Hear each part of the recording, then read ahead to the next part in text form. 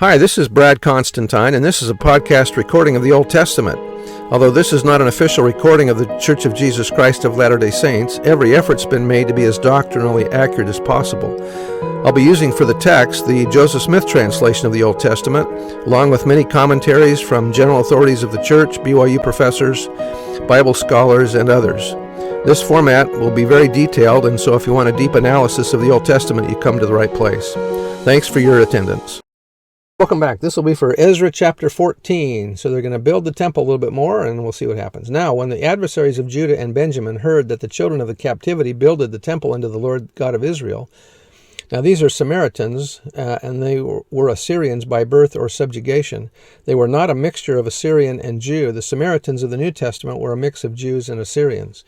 Verse 2, they came to Zerubbabel and to the chief of the fathers, and said unto them, Let us build with you, for we seek your God, as ye do, and we do sacrifice unto him since the days of Esarhaddon, king of Assur, which brought us up hither.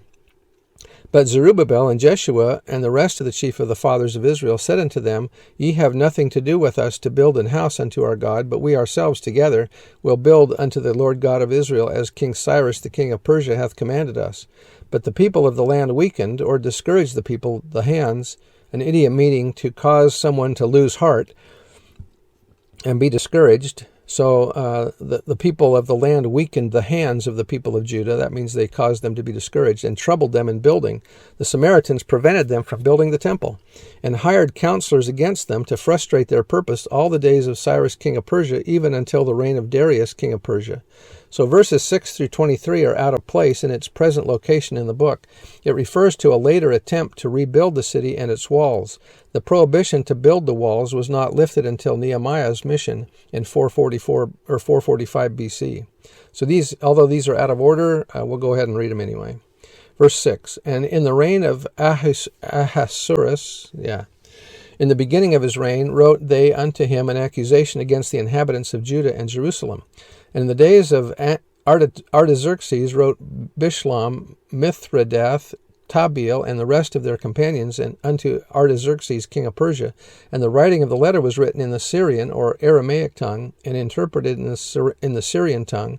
This was the international language of the Persian Empire.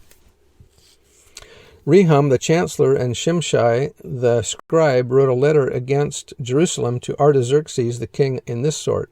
Then wrote Rehum the chancellor and Shimshai the scribe and the rest of their companions, the Dinates, and a bunch of other groups of people, and the rest of the nations whom the great and noble Asnapar, this is an Aramaic version of Ashurbanipal, the name of the province or satrapy that included all of Palestine and Syria, brought over and set in the cities of Samaria, and the rest that were on this side the river, west of the Euphrates, and at such a time. And this is the copy of the letter that they sent unto him, even unto Artaxerxes the king, thy servants, the men on this side the river, and on such a time. They must have had copy machines back then, or whatever you call that, carbon paper. Verse 12, be it known unto the king that the Jews, most of you probably don't know what carbon paper is, do you? Be it known unto the king that the Jews which came up from thee to us are come unto Jerusalem, building the rebellious and the bad city, and have set up the walls thereof, and joined the foundations. Be it known now unto the king that if this city be builded, and the walls set up again, then will they not pay toll, tribute, and custom, and so thou shalt endanger or endamage the revenue of the kings. Now, because ye have maintenance from, or we are dependent on the king's palace,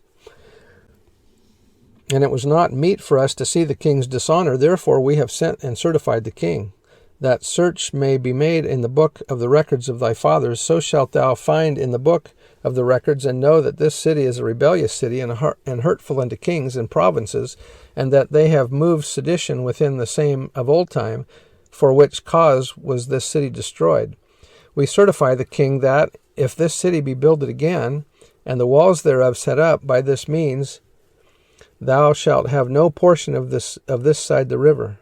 Verse 17, then sent the king an answer unto Rehum the chancellor, and to Shimshai the scribe, and to the rest of their companions that dwell in Samaria, and unto the rest beyond the river, peace, and at such time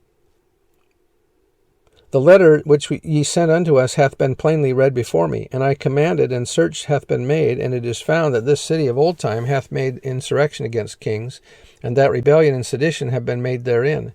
There have been mighty kings also over Jerusalem, which have ruled over all countries beyond the river, and toll, tribute, and custom was paid unto them.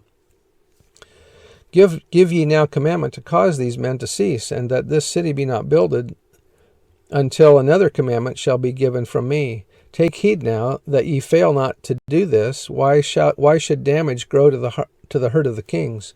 Now, when the copy of King Artaxerxes' letter was read before Rehum and Shimshai the scribe and their companions, they went up in haste to Jerusalem unto the Jews, and made them to cease by force and power. Then ceased the work of the house of God, which is in Jerusalem. So it ceased unto the 2nd year of the reign of Darius, king of Persia.